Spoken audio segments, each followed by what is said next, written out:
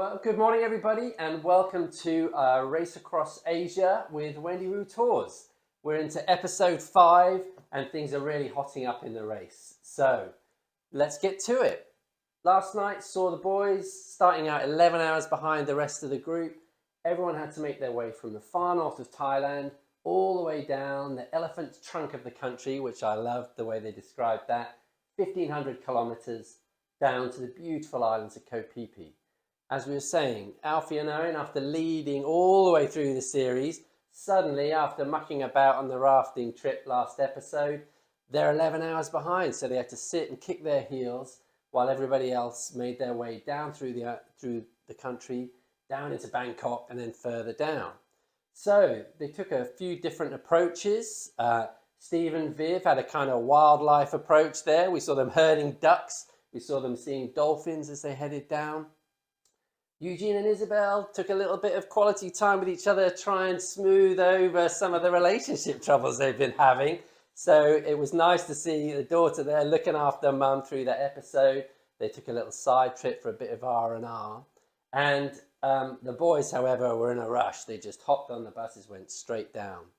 Betty and James took a little side trip to Chiang Mai, the northern capital of Thailand, where they both indulged their own particular attractions there. So Betty going out spiritual with the temples, James watching the kickboxing. So they both got something very different out of it before heading down. And then they all shot down to the southern islands, took some slightly different routes to get the boat down to those beautiful islands of Phi Phi that we're seeing popping up behind us. And it actually was very tight towards the end there, only a few minutes behind. The guys caught up and the race is fully on. So, guys, what did we think of the show last night? I want to say that I am absolutely changed allegiance. I have been with every couple so far, 100%, but last night, Betty and James, for me, 100%. I am team Betty and James. I love everything about them. I love their dynamics. I love how they are as a brother and sister to each other. But I just love the way they interact, and they genuinely, you can see they love each other so much. And when they were watching the boxing last night, and he's like, oh my God, I love this. And she's going, I hate this, I hate this. Popcorn. I thought, I love that girl. I think they're a brilliant couple, and I'm team Betty and James to win. Yeah. Their relationship's really developing, isn't it, over the whole series? So yeah, I really liked them last night as well. I thought they were great. I really like how they interact with the locals as well. Like just very, sort of take it in their stride. At the guava farm, that was a lovely scene actually, with like the mum taking them to the bus station the next day. Mm-hmm. Yeah, I agree. I'm definitely team Betty and James now as well. Yeah. So Andy, what were the highlights of the show for you? Yeah, I think the highlights were, like you said, everyone sort of did a little bit of something which interested them, like whether that going up to see the boxing, like you said, in Chiang Mai, or going to obviously the beautiful waterfalls, or going seeing the dolphins, which obviously I think each one of them had their own little story of why they'd done it, which was quite nice as well. But yeah, I was surprised. You sort of think last night when you was watching it, like the lads were, like you said, so far behind, and they were the only ones that stuck at the beginning. They were like, we're going to wait for this bus. Like they had to wait pretty much like a full day for it. So for them to catch up like they did, they obviously seemed to do the right thing as well, didn't they? In doing that, you'd think everyone sort of thought, should we go to Bangkok? Should we go to Chiang Mai? No one really knew which the right way to go was. But it seems like they all managed it in the end, which was good as well. Yeah. So what did we think of? How did Thailand look like? Funnily enough, we're looking at the beaches behind us at the end there in Koh Phi Phi. And I think when everyone looks at Thailand, they sort of think about those, and that's probably the experience people have, those dreamy beaches. Yeah. But there was so much more to the country, wasn't there? There was. When you saw the beaches last night, that to me was Thailand in a nutshell. Yeah. And when Betty again, she says, I just want to see the beach. I'm like, it's only a beach. But then when you saw what that beach looked like, wow, it's just absolutely stunning. And I think Koh Phi Phi will be an interesting checkpoint for them, because it is a bit more laid back than where they've been before, and it's just so beautiful. Like even they didn't cover a lot of Thailand last night, but the bits that they did cover, I was like, I have to go back at some point. It just looks so stunning. Yeah, the beaches are good. What about up in the north though, Andy? There's so much more to Thailand. So. That's it. Obviously up in Chiang Mai is a lot more cultural and authentic Thailand, as you sort of would say. Yeah. Like none of them went to see elephants or anything. Yeah, no elephants. There's It's only good. elephant conservation Yeah. there and that type of thing. No one sort of did that. I know the lads when they were in, did go and see the temple, didn't they? They went to see the big Buddha in Bangkok. So no one really went to sort of do any of that kind of thing, really, did they? They sort of all raced through Thailand a little bit, didn't they? It was a shame. Yeah. Because Bangkok is a very Marmite city. A lot of people, you either love it or you hate it because it's busy and stuff like that. But none of them really got their taste of Bangkok. There's so much for them to do there. Yeah. Which is why it's one of the most travelled places in the world. But we didn't really see much of it, did we, last night on the episode? Well, that's been a theme of the whole show, hasn't it? Anyone who's been to these countries has been like, how can you go to Japan, not go to Kyoto? How can you go to Cambodia, not go to Angkor Wat? So Caroline, with your kind of product head on, thinking about Thailand, we saw some beautiful parts of the country, but what did they miss? I think a big opportunity was, I'd love to see them visit kind of more cultural sites and see a bit of like the history, the sort of like bridge over the River Kwai. That would have been, a kind of interesting thing to see them react to and, have a bit of like a solemn moment. I think that's where I would like to have seen more kind of action. Just getting under the skin of the country a little bit and see some of those really sort of interesting sites. Yeah, and places like Ayutthaya, like the ancient capital. And as Andy was saying, there's so much more to Bangkok. It's than just one temple. It's a modern city. They didn't get out into the canals. They didn't see those beautiful rooftop bars, the floating markets. So much to see in the country there as well. So now then, Jimmy, our relationships expert.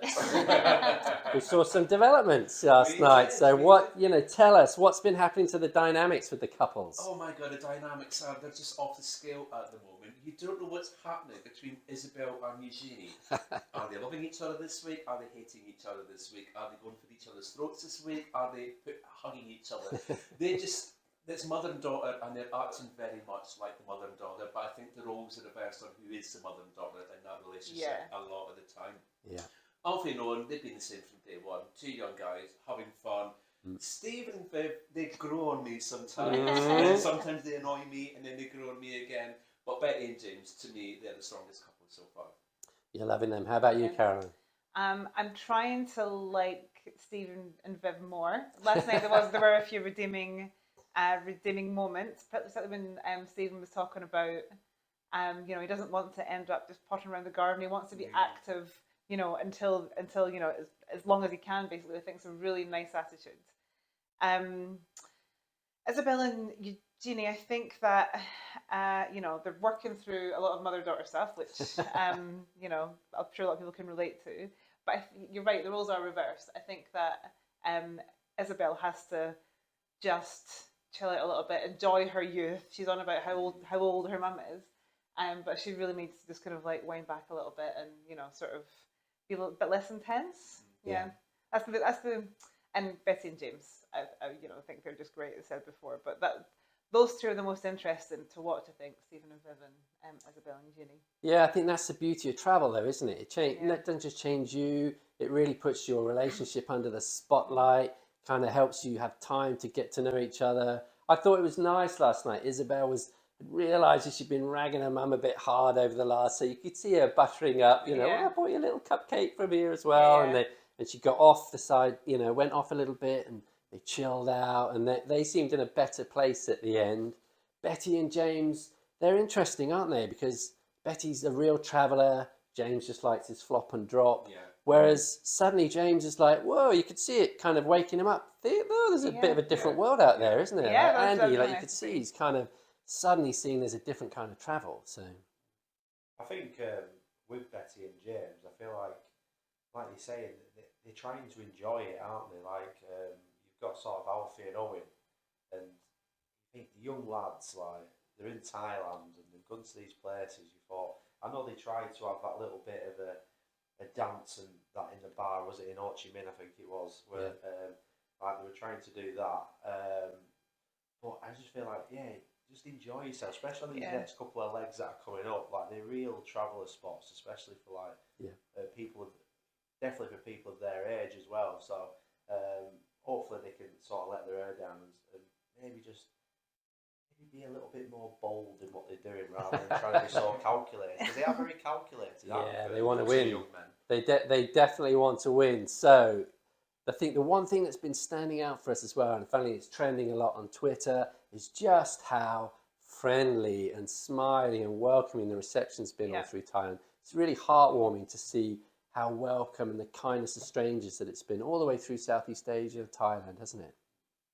Yeah, for sure. Yeah, that's, been commented a lot on social media, and it's just, and anyone who's been out there knows, how welcoming and lovely people are, and just kind of, even though there's a lot of places in Thailand that have a lot of tourism, people are just consistently welcoming, and, it kind of makes people quite emotional and blows them away sometimes, just how welcome people can be out in that part of the world. Yeah, absolutely. So, last question, who's going to win? Oh, I think Stephen Biff's going to win.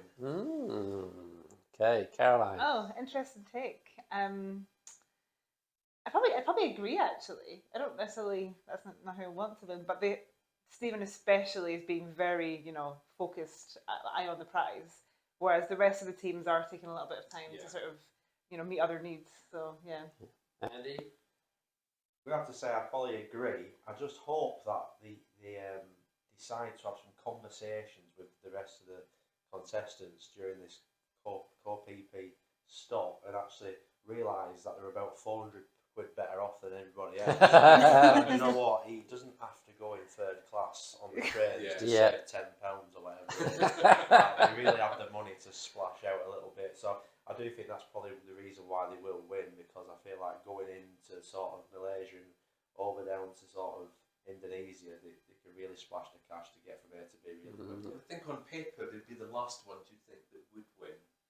You think the young youth guys, would do dynamic it. ones, youth over maturity would win, but no, it's a race and good luck to everybody. Yeah. We have seen this on previous on the race across the on the world, Canada one, that's true. People didn't win who had the most money left, so Yeah. you never know. Well, then maybe Viv can have 2 ice creams in the next episode to really splash out. So, Lucky Viv. well, guys, lovely. Thanks for joining us on the couch. Thank you for joining us. Again, we'd love to see you here, hear your opinions. If you'd like to join us on a Thursday, please do get in touch with us at Wendy Wu Tours, and we can get your opinions on the next thrilling episode of Race Across the World.